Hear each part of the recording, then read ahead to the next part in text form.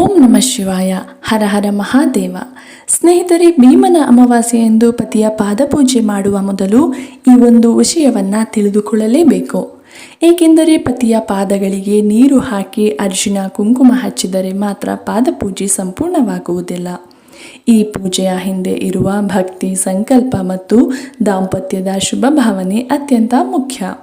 ಹಾಗಾದರೆ ಪಾದಪೂಜೆಯನ್ನು ಯಾವ ಸಮಯದಲ್ಲಿ ಮಾಡಬೇಕು, ಮೊದಲು ಯಾವ ವಸ್ತುಗಳನ್ನು ಸಿದ್ಧಪಡಿಸಬೇಕು, ಪಾದಗಳಿಗೆ ಏನನ್ನು ಅರ್ಪಿಸಬೇಕು, ಪೂಜೆಯ ಸಂದರ್ಭದಲ್ಲಿ ಏನು ಪ್ರಾರ್ಥಿಸಬೇಕು ಮತ್ತು ಪೂಜೆ ಮುಗಿದ ನಂತರ ತಪ್ಪದೆ ಮಾಡಬೇಕಾದ ಕೆಲಸ ಯಾವುದು, ಇವೆಲ್ಲವನ್ನು ಈ ವಿಡಿಯೋದಲ್ಲಿ ಕೊನೆಯವರೆಗೂ ತಿಳಿದುಕೊಳ್ಳೋಣ.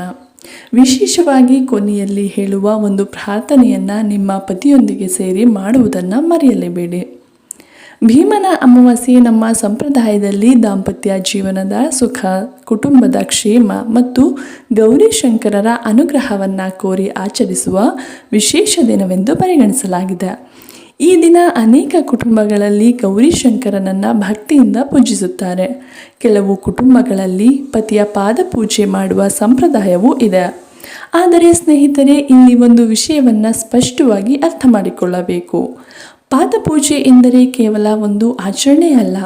ಇದು ಪತಿ ಪತ್ನಿಯರ ನಡುವಿನ ಪ್ರೀತಿ, ಗೌರವ, ವಿಶ್ವಾಸ ಮತ್ತು ಪರಸ್ಪರ ಒಳಿತನ್ನು ಬಯಸುವ ಸಂಕೇತವಾಗಿ ಆಚರಿಸಬಹುದು. ಆದ್ದರಿಂದ ಪೂಜೆ ಮಾಡುವಾಗ ಮನಸ್ಸಿನಲ್ಲಿ ಒಳ್ಳೆಯ ಸಂಕಲ್ಪವನ್ನು ಇಟ್ಟುಕೊಳ್ಳುವುದು ಬಹಳ ಮುಖ್ಯ. ಪೂಜೆಗೆ ಬೇಕಾಗುವ ವಸ್ತುಗಳು: ಮೊದಲಿಗೆ ಮನೆಯ ಪೂಜಾ ಸ್ಥಳವನ್ನು ಸ್ವಚ್ಛಗೊಳಿಸಿ, ಸ್ನಾನವನ್ನು ಮಾಡಿ ಶುಭ್ರವಾದ ಬಟ್ಟೆಯನ್ನು ಧರಿಸಿ. ನಂತರ ಈ ವಸ್ತುಗಳನ್ನು ಸಿದ್ಧಪಡಿಸಿಕೊಳ್ಳಿ. ಶುದ್ಧವಾದ ನೀರು, ಅರಿಶಿನ, ಕುಂಕುಮ, ಅಕ್ಷತೆ, ಹೂವು, ಗಂಧ, ದೀಪ, ಧೂಪ, ಹಣ್ಣು ಅಥವಾ ಸಿಹಿ ನೈವೇದ್ಯ. ಪತಿಯ ಪಾದಗಳನ್ನು ಇಡಲು ಒಂದು ಸ್ವಚ್ಛವಾದ ತಟ್ಟೆ ಅಥವಾ ಪೀಠವನ್ನು ಸಿದ್ಧಪಡಿಸಿಕೊಳ್ಳಿ. ನಿಮ್ಮ ಮನೆಯ ಸಂಪ್ರದಾಯದಲ್ಲಿ ಇನ್ನಾವುದಾದರೂ ವಿಶೇಷ ವಸ್ತುಗಳನ್ನು ಬಳಸುತ್ತಿದ್ದರೆ ಅವುಗಳನ್ನು ಕೂಡ ನೀವು ಸೇರಿಸಿಕೊಳ್ಳಬಹುದು. ಗಮನದಲ್ಲಿರಲಿ, ವಸ್ತುಗಳು ಕಡಿಮೆ ಇದ್ದರೂ ಕೂಡ ಭಕ್ತಿಯಲ್ಲಿ ಕೊರತೆ ಇರಬಾರದು. ಇನ್ನು ಪಾದಪೂಜೆ ಮಾಡುವ ಸಂಪೂರ್ಣ ವಿಧಾನ. ಈಗ ಪತಿಯನ್ನು ಸ್ವಚ್ಛವಾದ ಸ್ಥಳದಲ್ಲಿ ಕುಳ್ಳಿರಿಸಿ ಪತಿಯ ಪಾದಗಳನ್ನು ಸ್ವಚ್ಛವಾದ ತಟ್ಟೆಯಲ್ಲಿ ಇರಿಸಿ. ಮೊದಲಿಗೆ ಶುದ್ಧವಾದ ನೀರನ್ನು ನಿಧಾನವಾಗಿ ಪಾದಗಳ ಮೇಲೆ ಹಾಕಿ ತೊಳೆಯಿರಿ. ಆ ಸಮಯದಲ್ಲಿ ನಿಮ್ಮ ಮನಸ್ಸಿನಲ್ಲಿ ಹೀಗೆ ಸಂಕಲ್ಪ ಮಾಡಿಕೊಳ್ಳಿ: ನನ್ನ ಪತಿಯ ಆರೋಗ್ಯ, ದೀರ್ಘಾಯುಷ್ಯ, ಸಂತೋಷ ಮತ್ತು ನಮ್ಮ ಕುಟುಂಬದ ಕ್ಷೇಮಕ್ಕಾಗಿ ಗೌರಿಶಂಕರರಲ್ಲಿ ಪ್ರಾರ್ಥಿಸುತ್ತೇನೆ. ನಂತರ ಸ್ವಚ್ಛವಾದ ಬಟ್ಟೆಯಿಂದ ಪಾದಗಳನ್ನು ನಿಧಾನವಾಗಿ ಒರೆಸಿ. ಈಗ ಪಾದಗಳಿಗೆ ಅರಿಶಿನ ಮತ್ತು ಕುಂಕುಮವನ್ನು ಅರ್ಪಿಸಿ, ಅಕ್ಷತೆಯನ್ನು ಹಾಕಿ, ಹೂವನ್ನು ಸಮರ್ಪಿಸಿ. ನಂತರ ದೀಪ ಮತ್ತು ಧೂಪವನ್ನು ತೋರಿಸಿ. ಈ ಸಮಯದಲ್ಲಿ ನಿಮ್ಮ ಇಷ್ಟ ದೇವರನ್ನು ಸ್ಮರಿಸುತ್ತಾ ಓಂ ನಮಃ ಶಿವಾಯ ಎಂದು ಭಕ್ತಿಯಿಂದ ಜಪಿಸಬಹುದು, ಅಥವಾ ನಿಮ್ಮ ಕುಟುಂಬದ ಸಂಪ್ರದಾಯದಂತೆ ದೇವರ ನಾಮಸ್ಮರಣೆಯನ್ನು ಮಾಡಬಹುದು.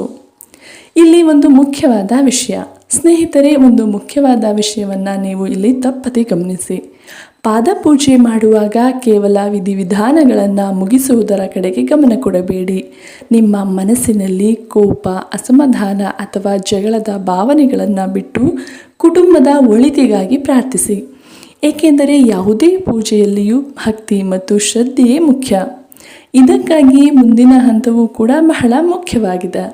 ಅದೇನೆಂದರೆ ಆರತಿ ಮತ್ತು ಪ್ರಾರ್ಥನೆ.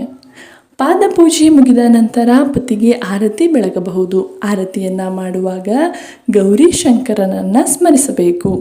ಮನಸ್ಸಿನಲ್ಲಿ ಹೀಗೆ ಪ್ರಾರ್ಥಿಸಬೇಕು: ಗೌರಿ ದೇವಿ, ಪರಮೇಶ್ವರನೇ, ನಮ್ಮ ದಾಂಪತ್ಯ ಜೀವನದಲ್ಲಿ ಸದಾ ಪ್ರೀತಿ, ವಿಶ್ವಾಸ ಮತ್ತು ಸಂತೋಷ ಇರಲಿ.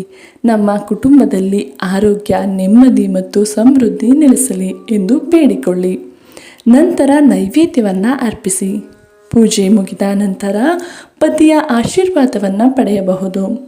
ಅದೇ ರೀತಿ ಪತಿಯೂ ಕೂಡ ಪತ್ನಿಯ ಆರೋಗ್ಯ, ಸಂತೋಷ ಮತ್ತು ಕ್ಷೇಮಕ್ಕಾಗಿ ದೇವರಲ್ಲಿ ಪ್ರಾರ್ಥಿಸಬೇಕು. ಸ್ನೇಹಿತರೆ, ಒಂದು ಸಣ್ಣ ವಿಷಯವನ್ನು ನೀವು ನೆನಪಿಟ್ಟುಕೊಳ್ಳಿ: ಮನೆಯಲ್ಲಿರುವ ಪತಿ ಪತ್ನಿಯರ ಪ್ರೀತಿ ಮತ್ತು ಪರಸ್ಪರ ಗೌರವವೇ ಕುಟುಂಬದ ನಿಜವಾದ ಸಂಪತ್ತು.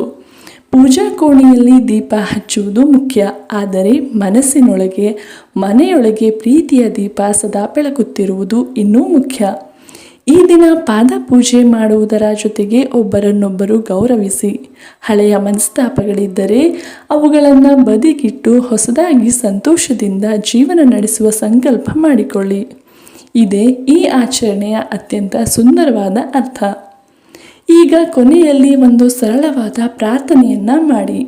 ಪತಿ ಪತ್ನಿಯರು ಇಬ್ಬರೂ ಸೇರಿ ಮನಸ್ಸಿನಲ್ಲಿ ಹೀಗೆ ಹೇಳಿಕೊಳ್ಳಿ: ಗೌರಿ ಶಂಕರರೇ, ನಮ್ಮ ದಾಂಪತ್ಯದಲ್ಲಿ ಸದಾ ಪ್ರೀತಿ ಮತ್ತು ವಿಶ್ವಾಸ ಇರಲಿ. ನಮ್ಮ ಕುಟುಂಬದ ಎಲ್ಲರಿಗೂ ಆರೋಗ್ಯ ಮತ್ತು ನೆಮ್ಮದಿ ದೊರೆಯಲಿ. ನಮ್ಮ ಮನೆಯಿಂದ ಅಶಾಂತಿ ದೂರವಾಗಲಿ. ಕಷ್ಟಗಳನ್ನು ಎದುರಿಸುವ ಶಕ್ತಿ ನಮಗೆ ದೊರೆಯಲಿ. ನಿಮ್ಮ ಅನುಗ್ರಹ ಸದಾ ನಮ್ಮ ಕುಟುಂಬದ ಮೇಲೆ ಇರಲಿ ಎಂದು ಬೇಡಿಕೊಳ್ಳಿ. ಹಾಗಾದರೆ ಸ್ನೇಹಿತರೆ, ಈ ಭೀಮನ ಅಮಾವಾಸ್ಯೆಯಂದು ಪತಿಯ ಪಾದ ಪೂಜೆ ಮಾಡುವವರು ಶ್ರದ್ಧೆ, ಭಕ್ತಿ ಮತ್ತು ಒಳ್ಳೆಯ ಸಂಕಲ್ಪದಿಂದ ಪೂಜೆಯನ್ನು ಮಾಡಿ. ಆದರೆ ಒಂದು ವಿಷಯವನ್ನು ನೆನಪಿಡಿ: ಪೂಜೆಯ ಫಲವನ್ನು ಪಡೆಯಬೇಕಾದರೆ ಆಸೆಗಿಂತ ಕುಟುಂಬದಲ್ಲಿ ಪ್ರೀತಿ ಮತ್ತು ನೆಮ್ಮದಿ ಇರಲಿ ಎಂಬ ಪ್ರಾರ್ಥನೆಯೇ ಅತ್ಯಂತ ಸುಂದರವಾದ ಭಕ್ತಿ. ಈ ಮಾಹಿತಿ ನಿಮಗೆ ಉಪಯುಕ್ತವೆನಿಸಿದ್ದರೆ ವಿಡಿಯೋವನ್ನು ಲೈಕ್ ಮಾಡಿ. ಈ ಮಾಹಿತಿಯನ್ನು ನಿಮ್ಮ ತಾಯಿ, ಅಕ್ಕ, ತಂಗಿ, ಸ್ನೇಹಿತೆಯರು ಮತ್ತು ಕುಟುಂಬದವರೊಂದಿಗೆ ಶೇರ್ ಮಾಡಿ. ಇಂತಹ ಭಕ್ತಿಭಾವದ ಮತ್ತು ಧಾರ್ಮಿಕ ಮಾಹಿತಿಗಳನ್ನು ನಿರಂತರವಾಗಿ ಪಡೆಯಲು ನಮ್ಮ ಚಾನಲನ್ನು ಸಬ್ಸ್ಕ್ರೈಬ್ ಮಾಡಿ ಮತ್ತು ಬೆಲ್ ಐಕಾನ್ ಒತ್ತೋದನ್ನು ಮರೆಯಬೇಡಿ. ಮುಂದಿನ ವಿಡಿಯೋದಲ್ಲಿ ಮತ್ತೊಂದು ವಿಶೇಷವಾದ ಧಾರ್ಮಿಕ ಮಾಹಿತಿಯೊಂದಿಗೆ ಭೇಟಿಯಾಗೋಣ. ಗೌರಿ ಶಂಕರರ ಅನುಗ್ರಹ ನಿಮ್ಮ ಕುಟುಂಬದ ಮೇಲೆ ಸದಾ ಇರಲಿ. ಓಂ ನಮಃ ಶಿವಾಯ. ಎಲ್ಲರಿಗೂ ಧನ್ಯವಾದಗಳು.